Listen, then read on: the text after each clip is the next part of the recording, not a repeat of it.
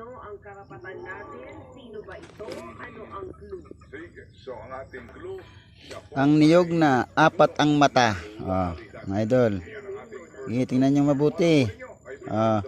Sa mga nangungulikta nito, buo yan. Maliit lang yan.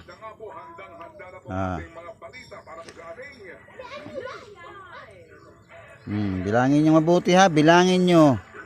Kung ilan na yan. Ilalapit pa natin.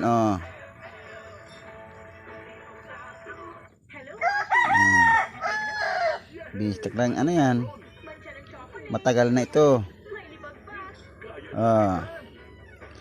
Sino ang may gusto nito?